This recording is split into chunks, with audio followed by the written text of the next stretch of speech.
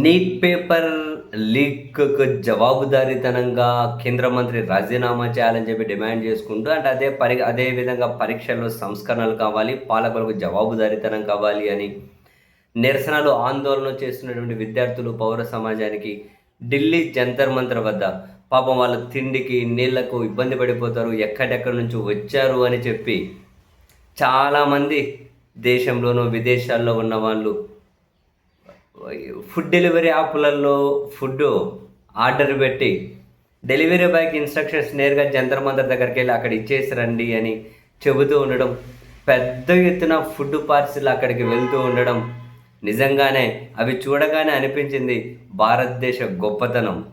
భారతదేశం యొక్క సాలిడారిటీ అందులోనే ఉంది కదా! అది మన ప్రజల ఏమంటారు సహాయం చేసే గుణం ఇది చెబుతూ ఉంది కదా! మన మంచితనం అదే కదా! మన బ్రాండ్ అదే కదా అనిపించింది. ఎవరైనా ఇంటికొస్తే మా ఇంటికొస్తే గ్లాస్ మంచినీళ్ళైనా తాగకుండా ఎట్లా పోతావు? మా ఇంటికొచ్చి చేయి కడుక్కోకుండా ఎట్లా పోతావు అని చెప్పి చెబుతూ ఉంటాం మనం చాలామంది. మా ఇంటికొచ్చి చేయి కడుక్కోకుండా పోతావా అని. అంటే ఏమంటారు మన సంస్కారం, మన సాంప్రదాయం. అండ్ కష్టాల్లో ఉన్న వాళ్ళకి సహాయం చేయడం, మన సాలిడారిటీ కూడా మన దేశ గొప్పతనమే. సో అక్కడ అంతమంది, అన్ని లక్షల మంది ఫుడ్ మాకు సరిపోయేంత వస్తుంది అని నిజంగా మొదట శ్రీకారం చుట్టిన సిక్కులు ఏమంటారు సామూహిక భోజన ఏర్పాట్లు చేశారు. ఇంకా అక్కడి నుంచి మొదలైంది దేశంలో, విదేశాల్లో దేశాన్ని ప్రేమించేవాళ్ళు, దేశాన్ని ద్వేషించేవాళ్ళు, బూట్లు నాకే మనస్తత్వం ఉన్నవాళ్ళు, బానిస మనస్తత్వం ఉన్నవాళ్ళు, వాట్సాప్ స్టేటస్లలో, ఫేస్బుక్లలో వీళ్ళకు వ్యతిరేకంగా మీ కళ్ళ ముందు కూడా కనిపిస్తూ ఉంటుంది. ఒక్క ముక్క జ్ఞానం ఉండదు, విజ్ఞానం ఉండదు, ఒక్క ముక్క చైతన్యం ఉండదు. అడిగితే సంబంధం లేకుండా మాట్లాడుతూ ఉంటారు నీచులు.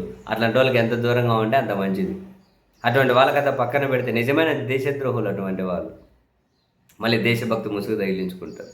ఇటువంటి వాళ్ళని కథ పక్కన పెడితే దేశాన్ని ప్రేమించే వాళ్ళు, దేశం మీద ప్రేమ ఉన్నోళ్ళు, దేశ గొప్పతనం తెలిసిన వాళ్ళు, మంచి మనసున్న వాళ్ళు,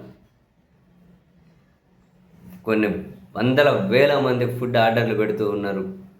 నేను డెస్టినేషన్ జంతర్ మంతర్. ఎవరైనా ఫుడ్ ఆ యాప్లో ఆర్డర్ చేయొచ్చు, అక్కడ పెట్టచ్చు. ఏదో ఒకటి బిర్యానీలు, పరాటాలు, సాయంత్రం స్నాక్సు, వాటర్ బాటిళ్ళు, లంచు, రకరకాలు. పంజాబ్లో పంపిస్తే రోటీలు, మరొకటి హైదరాబాద్లో పంపిస్తే బిర్యానీ. విదేశాల్లో ఉన్న వాళ్ళు ఎవరైనా ఇక్కడికి పంపించాలనుకుంటే పిజ్జాలు, బర్గర్లు ఏదో ఒకటి ఆర్డర్ చేస్తున్నారు ఇక్కడ నుంచి. అంటే వాళ్ళ మనస్తత్వం తగ్గట్టు ఒక రాష్ట్రానికి సంబంధించిన వాళ్ళు.